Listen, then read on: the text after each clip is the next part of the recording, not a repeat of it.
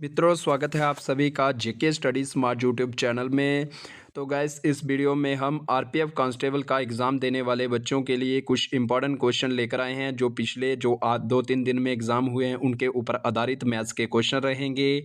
ऐसे ही क्वेश्चन आपके एग्ज़ाम में भी पूछे जाएंगे।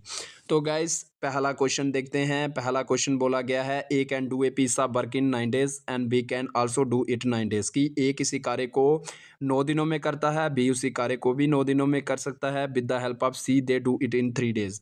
उन्होंने सी की मदद से 3 दिन में काम को कंप्लीट कर दिया। तो बताना है हमें कि C alone can do it in. तो वो 9 दिन में करेगा, 3 डेज में करेगा, 6 में करेगा या 7 में करेगा। तो ए किसी कार्य को बी 9 दिनों में करता है, बी उसी कार्य को 9 दिनों में कर सकता है। ए, बी और सी तीनों मिलकर उन्होंने कितने दिन में कर दिया? 3 दिन में कर दिया। तो हम इधर टोटल वर्क निकालते हैं। टोटल वर्क निकलता है इन तीनों का एलसीएम। अगर इन तीनों का एलसीएम ले तो 9 आ सकता है इनका एलसीएम।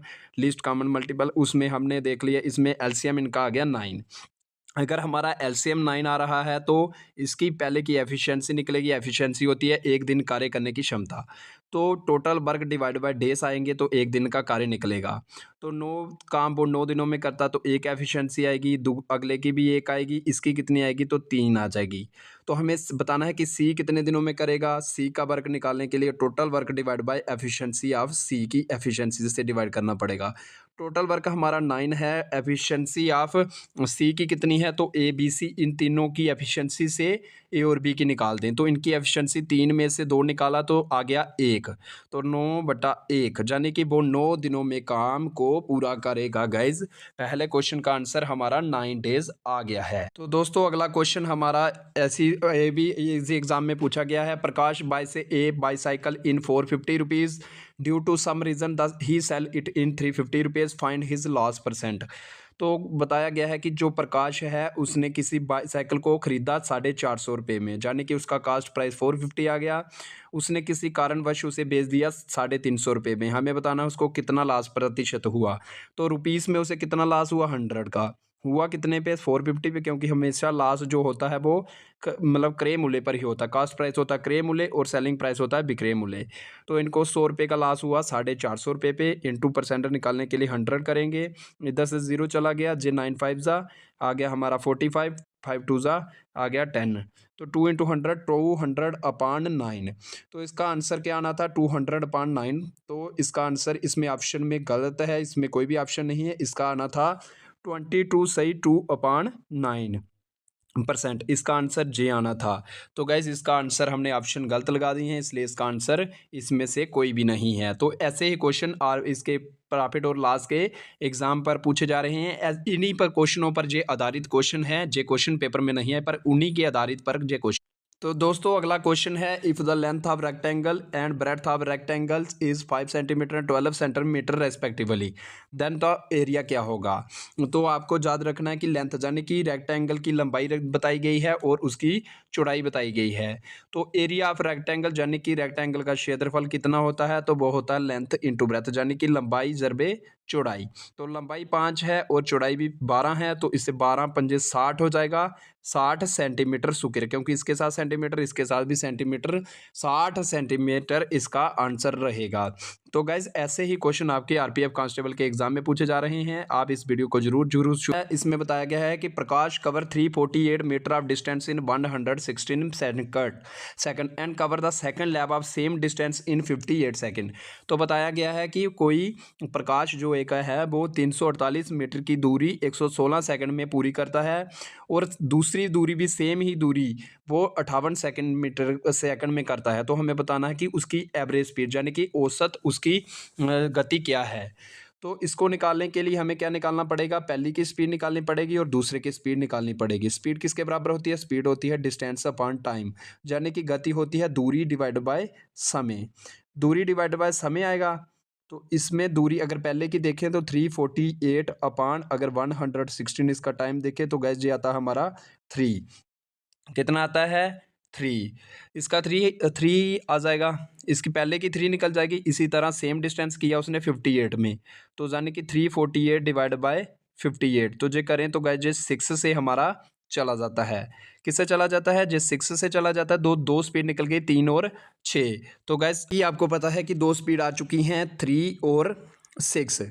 एवरेज स्पीड निकालने के लिए 2 into A B upon A plus B, ये फार्मूला होता है हमारा एवरेज स्पीड यानी कि औसत गति का। तो ए फर्स्ट स्पीड है, जे सेकंड स्पीड है, तो लगा देते हैं 2 इंटू 3 इंटू 6 अपान हमारा आ जाएगा 3 प्लस 6, तो 9 आ जाएगा। जे 3 से 3 चला जाएगा, 3 9 जा 3, 3 3 जा 9 और 3 2 जा 6, 2 2 जा गाइज इसका आंसर 4। सो अगला question, find the simple interest on 50,000 rupees for 2 years at the 10% rate of interest. तो हमें सिंपल इंटरेस्ट निकालना है 50,000 पर 2 साल के लिए 10% रेट ऑफ इंटरेस्ट पे। तो गाइज इधर हम फार्मूले से पी जर बे आर चर बे टी से नहीं निकालेंगे, हमें सिंपल तरीके से निकाल लेंगे। तो 10% की वैल्यू हमारी 1/10 आती है, क्योंकि 10/100 क्या होता है 1/10। तो इधर 2 ईयर है, जितने है तो इतने बार इसको मल्टीप्लाई कर देना है, जो जे निकल के आ जाए हमारा प्रिंसिपल आ जाएगा। जे हमारा 100 प्रिंसिपल आएगा। अभी सिंपल इंटरेस्ट निकालना है, तो पहले साल में सिंपल इंटरेस्ट होता है वो सेम ही रहता है दोनों साल में, रेट ऑफ इंटरेस्ट पे सेम ही, वो सिंपल इंटरेस्ट सेम रहता है। तो इसका 10% निकालें तो 10 आता है, इसका भी 10 आता है। तो 20 यूनिट आ गई हमारी क्या रेट ऑफ इंटरेस्ट। हमें प्रिंसिपल दिया गया 50,000, तो हमारा प्रिंसिपल इधर कितना निकला है? इधर निकला हमारा 100। तो जो 2 जीरो से जो 2 जीरो चला जाएगा, 500 बचा। तो 500 उधर हमें निकालनी है, रेट ऑफ सिंपल इंटरेस्ट निकालनी है। तो सिंपल इंटरेस्ट की वैल्यू हमारी 10 प्लस 20, 10 प्लस 10 20 आ जाएगा। तो 20 इंटू 500 करें तो गाइज हमारा 10,000 इसका आंसर। तो दोस्तों अगला क्वेश्चन हमारा, if the average score of 6 student is 40, out of which average score of 4 student is 30, find the average of remaining 2 student. तो एवरेज यानी कि औसत स्कोर बताए गए हैं 6 स्टूडेंट के, 6 विद्यार्थियों के 40, उसमें से जो 2 4 हैं उनके 30 बताए गए हैं, हमें बताने हैं जो 2 बचे उनका जो औसत।